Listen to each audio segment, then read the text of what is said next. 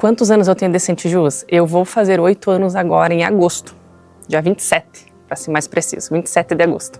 Antes de vir para a Centijus, eu sou formada em Direito, então eu trabalhava num escritório de advocacia, estagiei nesse escritório por um tempo, estagiei durante a faculdade ali, me formei, fiquei lá trabalhando e eu não tenho OAB, então eu era estagiária, atuava como secretária do pessoal lá e cansei da área do direito diretamente. E aí eu procurei alguma coisa. E aí eu fiquei sabendo que lá em Tucunduva, como sou de Tucunduva, estavam contratando numa empresa de contabilidade eleitoral e me chamou a atenção. Aí eu enviei meu currículo e o Guilherme me chamou. O que eu pensei que fazia numa empresa de contabilidade eleitoral? Cara, eu não fazia nem ideia. Para ser bem sincera, nem ideia. Até porque, como eu sou da área do direito, não tem nada a ver com contabilidade. Então, no momento eu me preocupei, né? Mas como a exigência da vaga na época era direito, contabilidade e afins, pensei, vamos lá. Não fazia nem ideia, nem ideia. Então eu fui totalmente sem saber o que a empresa prestava de serviço. Do meu primeiro dia, eu lembro claramente, assim, o prédio é novo, né, que a gente estava, era novo onde a gente estava lá, e eu cheguei, tinha uma outra galera junto, tinha mais pelo menos umas 8 ou 10 pessoas nessa mesma turma que entrou, e eu estava super ansiosa, assim, super nervosa para entender o que fazia. A gente teve um onboarding bem legal com uma menina que fez lá na época, mas na verdade esse onboarding foi basicamente para a gente entender o que um candidato era e o que um partido era. Ponto. Fim. Assim foi o nosso primeiro dia. E a gente já foi direcionado cada um para sua bancada lá, para estar atendendo uma carteira de candidatos, porque a gente atendia candidatos diretamente na época, não tinha associadas. Então, cada um de nós era analista de prestação de contas. Então, a gente tinha uma carteira definida e isso a gente já fez tudo no primeiro dia. A gente recebeu o onboard do que é um partido, do que é um candidato. Recebemos uma carteira ali, ó, tá aqui, 30 candidatos, isso aqui é teu, Morgana. E a gente já começou contato com os clientes e fazia a prestação de contas. Tanto eu, né, quanto a Dani Gotin também, a gente entrou na mesma turma. Então, a gente entrou dia 27 de agosto de 2018. A campanha já tinha começado, porque a campanha começa 16 de agosto. Então, a campanha já tinha começado pelo menos há 11 dias. E aí, a gente estava toda essa turma entrando, a campanha já tinha acontecido. Nós estávamos, cara, pelo menos umas 50 ou 60 pessoas, mais ou menos, em todo o time de operação. E a gente era dividido em trios. Lembro que era eu e mais 2 meninas. E por isso que a gente entrava já com uma carteira. Essas pessoas já estavam lá para serem atendidas, esses clientes. E aí, a gente tinha que pegar o contato, se apresentar e já sair fazendo a prestação de contas. Porque em setembro começa o prazo da prestação de contas parcial, a gente não tinha nem 20 dias da parcial, e a gente já entrou com a campanha acontecendo. Quando chegou no final do ano, eu só consigo sentir um alívio assim de, nossa, a gente conseguiu fazer, eu consegui fazer.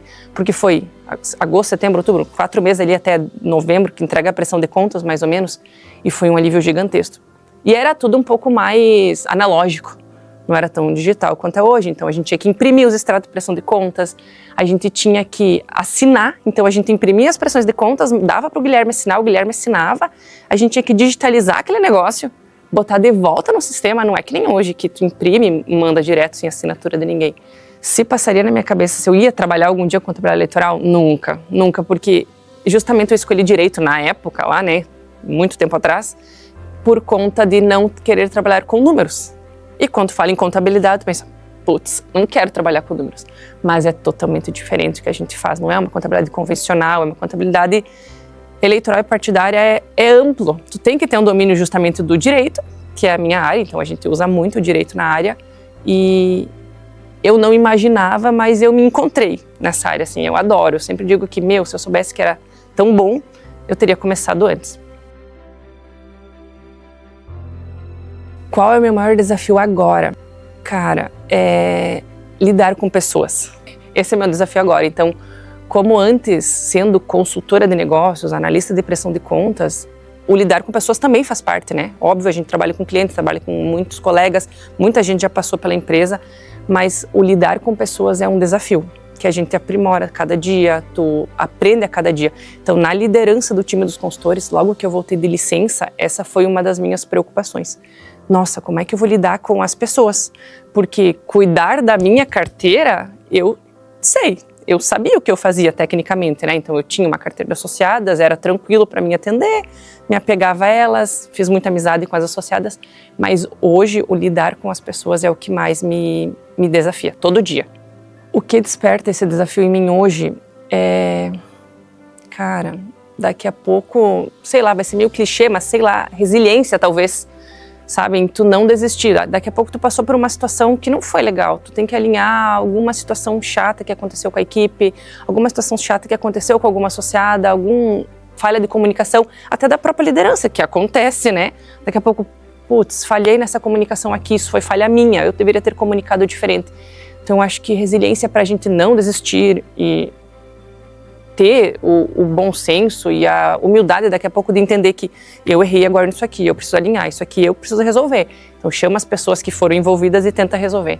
Então, eu acho que resiliência é uma palavra que se encaixa bem para o momento. Vamos lá, pessoas que eu gostaria de agradecer ou falar alguma coisa que passaram por essa trajetória, tem pessoas, né? Tem o Guilherme Dil, a Dani Gotin, que entrou no mesmo dia que eu, então eu e a Dani a gente tem uma ligação, né, de uma parceria muito legal. Inclusive a gente divide tarefas bem parecidas, ela na liderança do time de analistas, eu na liderança do time de consultores, então a gente divide algumas dores assim bem parecidas e eu me identifico muito com ela. A Paty, né, a Paty também tá, desde que eu entrei na empresa já era a Patrícia, né, gerente financeira. Então essas três pessoas, né, mais o Guilherme, obviamente, né, o Sturm, não tem nem muito o que trazer do Guilherme. O Guilherme sempre foi e é uma pessoa muito família, sempre deu muita abertura pra gente conversar com ele. Então essas 4 pessoas que eu tenho bastante ligação desde lá, eu queria agradecer eles, porque eu já falei isso pro Guilherme outras vezes também, porque o que eu vejo da Essente Jus, tá, é uma família. Então, a gente já passou por situações de problemas pessoais lá em casa, eu sempre levei pro Guilherme, primeira pessoa, né, Gui, vamos lá, aconteceu essa situação lá, o que eu faço? Morgan, vai lá, não te preocupa, tu precisa que eu te ajude em alguma coisa? Não, não preciso. Tu precisa de alguma ajuda financeira? Não, não preciso. Precisa de alguma ajuda psicológica? Não, tudo bem, só preciso do teu apoio. Vai lá, tá tudo certo, depois tu me avisa. Então, agradecer essas pessoas, tanto os Guilhermes, Elidio, o Sturm, a Paty, a Dani, que estiveram, né, que estão comigo desde lá atrás, porque a gente consegue dividir esses sentimentos que a gente tem de, putz, será que vai dar certo esse ano? Vai, já deu. Deu certo desde 2018, vai continuar dando. Porque cada ano de eleição que a gente chega, a gente pensa, meu Deus, será que a gente vai dar conta de atender? Será que vai ter muito cliente? Será que vai ter muito associado? Será que vai ter muita coisa? Mas a gente para, às vezes, entre nós e conversa, vai dar certo, já deu lá atrás, quando a gente entrou. Então agora a gente já tem uma habilidade, a gente já tem um caminho, já tem uma estrada, vai dar certo. Então eu queria agradecer eles por a gente poder dividir esse sentimento, dividir essa sensação e poder olhar pra gente e ver que a gente deu conta e a gente vai continuar dando conta. Comparação sobre o quanto a Essente Jus cresceu e o quanto a Morgana cresceu.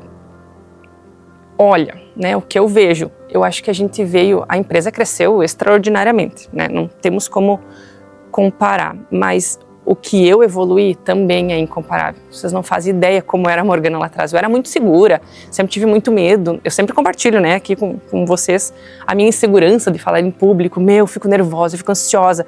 Lá em 2022, quando a gente fez o Jus Experience, lá em Brasília, o Guilherme, do nada, numa noite, ele me mandou: Morga, tu vai ser mediadora de um painel.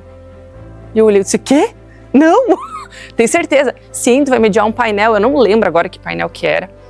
E aí eu pensei, putz, né, eu já tava desde 2018 até 22, 4 anos ali. Pensei, mas eu não vou conseguir fazer esse negócio.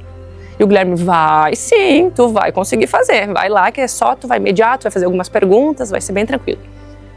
Fiz o tal do painel, mas na noite anterior ao painel eu não dormi. O pessoal saiu pro happy hour, tudo, e eu fiquei no hotel, passei mal. Fiquei ruim, gente, eu vomitei, foi um horror aquela noite.